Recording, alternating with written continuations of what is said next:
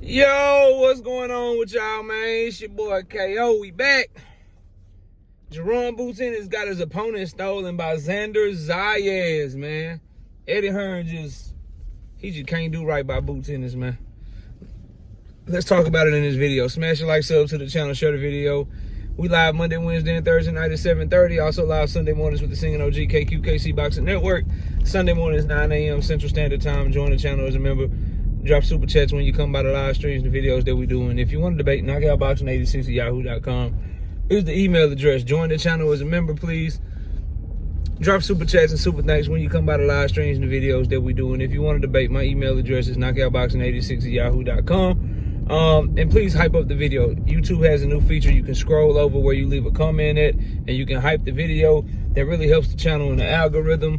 And it helps us increase the reach of the channel, the visibility of the channel, and gets us more recommended for people looking for boxing talk content. So if you could, hype up the channel, man. Hype up the video, I really appreciate it. So if you're rocking with your boy KO, please do me that favor. And then I also want to say thank you, man, for all the prayers and well wishes for what's going on in my family. You know, we're dealing with a lot right now. That's why I haven't been able to go live Wednesday and Thursday this week. That's why the content on Friday, you know, I didn't even make videos or anything. So I appreciate y'all, man. We're still fighting through it. It's our dog. So because I feel like y'all the family. So I can tell y'all, our dog is really sick. One of our dogs, me and Miss KO, we own 2 dogs. Our oldest dog that we've had for almost 12 years now. We've had him since he was 5 weeks old. Got a lot of health issues going on that we're trying to fight him through, and he's battling, man. He's a fighter. So that's what we got going on. That's what we're dealing with. Back and forth to the vet, having to stay up with him all night. Just a lot of situations. I know everybody ain't a dog lover probably watching this video, but I love my dogs, and I ain't ashamed to say it. So that's what's going on. So that's what we're dealing with. Appreciate y'all prayers and wishes, and please keep our dog. His name is Daddy. Please keep Daddy in y'all prayers, man. Real talk. Keep me in your thoughts. But let's get to it, though. Jaron Boots Ennis, man. Jaron Boots Ennis, Eddie Hearn. They got their opponent stolen by Xander Zayas. This is why I don't like Eddie Hearn for Boots Ennis, man. Eddie Hearn has failed Jaron Boots Ennis more than he has delivered for Jaron Boots Ennis. He has talked greatly for Jaron Boots Ennis, but when it is time to get Jaron Boots Ennis the big time fights that we want, he can't get it for him. Now, in case you didn't hear the news, Xander Zayas and Abbas Abrayu, they are going to be fighting on January the 31st in Puerto Rico. Me, myself, I'm interested to see what network they're going to fight on. It hasn't been announced yet, but I'm thinking it's going to be part of Top Rank's new deal, whatever that deal is, because I hope they don't have a unification fight at 154 pounds on Facebook channel or on Tubi. You know what I mean? But what I will say, and what I think is important to note, is that Eddie Hearn looks to have lost another potential opportunity for Jaron Boots Ennis, because what Eddie Hearn was trying to position Jaron Boots Ennis to do was to fight for a title and then unify this year. He wanted Jaron Boots Ennis to be able to get the Abbas Abrayu fight, which is why Jaron Boots Ennis, he was the IBF champion, he was the WBA champion, he was the ring champion at 147 pounds, and he used his status as WBA champion to move up to 154 pounds and fight Hughes Limo. They paid the WBA money in order to get Hughes Limo jumped up to the damn top of the WBA rankings, and him and Jaron Boots Ennis fought for the WBA interim title, making Jaron Boots Ennis the mandatory or first in line, so we thought, for the fight with Abbas Abrayu, who became champion by defeating Ennis Tellez and got elevated to full champion when Terrence Crawford made the official decision to not come back to the 154-pound division, which we all knew was coming from the moment he signed to fight Canelo Alvarez. But Xander Zayas pulled a Lee Corso from college football and said, not so fast, my friends. Not so fast. I want the unification fight. And Abbas Abrayu is going to be fighting Xander Zayas. Where does that leave Boots Ennis? I don't know. But where it leaves Eddie Hearn is in the same place I told y'all Eddie Hearn was in. And that is, you are doing a horrible job for Jaron Boots Ennis.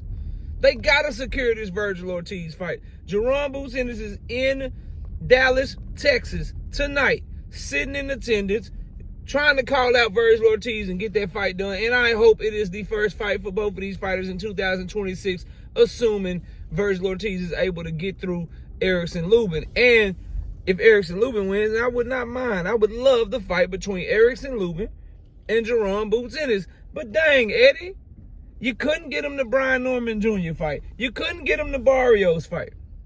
You couldn't get Charles Conwell to come to fight you. You couldn't get the Josh Kelly fight. You haven't secured a Vergil Ortiz fight. Now, I believe a lot of that is Jaron Boots Ennis' fault. But the point is, all of the offers that Eddie Hearn has sent out, all of the fights he has talked about and tried to make, he has failed Jaron Boots Ennis more than he has delivered for Jaron Boots Ennis. And honestly, bro, with this is the third year that Eddie Hearn has had Jaron Boots Ennis, bro. And at this point, we got to start asking ourselves as fight fans, and I'm going to ask myself as a boxing analyst, at what point do we say maybe Boots Ennis is doing this on purpose and he just don't want to fight nobody, bro? And what I mean by that is he's complicit in this shit, is what we going to start to say, because Jaron Boots Ennis, bro, is been with Eddie Hearn for 3 years. I know it don't seem like it, but he signed with him in 2024. They had 2025 and 2026. And the only fight that's worth something that they got to show for it is the damn fight against Imonta Stanionis, bro. 2026 is the year of ish or get off the pot, bro.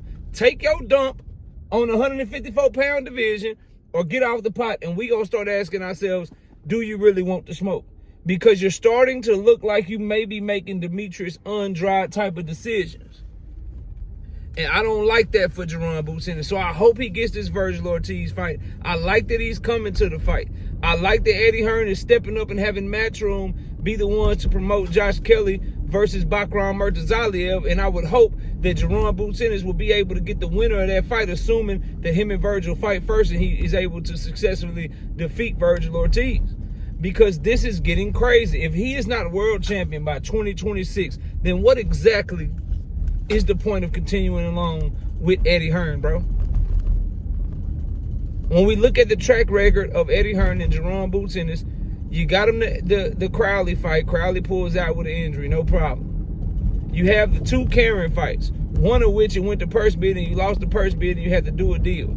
You had the failed Brian Norman Jr. negotiations, the failed Mario Barrios negotiations, the debacle where you're talking about Josh Kelly and Rashidi Ellis and Boots is talking about he sent the offer to Ramos, let everybody think it was Jesus when it was Abel. You gave Rashidi Ellis some window, but when he came back and take it, you took the offer off the table. Eddie Hearn has been doing a horrible job by any form of the imagination. So it's time for us to look at Jaron Boots Ennis and ask ourselves, if he doesn't deliver for you in 2026, if you don't get the Vergil Ortiz fight, or if we look at this time next year and you're still not a world champion at 154 pounds because he couldn't deliver you a single world championship level fight, then we have to ask ourselves, are you really seeking out the fights? Are you really seeking out smoke? Because why do you continue to align yourself with somebody who can't get you the fights or deliver the fights that you claim you want? So it's time, bro. It's time. He got his used limo tune up, right? We could see the plan in motion for Abbas Abreu or whatever, but Abbas is taking another fight January 31st. So you're pushing your cards to the middle of the table. You're going for Vergil Ortiz. You're going to the fight tonight. Let's see what happens.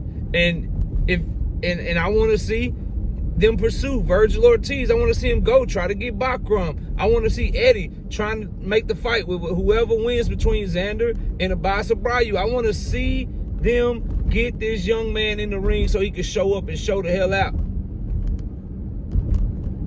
But y'all let me know what y'all think. Jaron Boots Ennis, Eddie Hearn lose a potential opponent to Top Rank, who don't even have a network deal announced yet.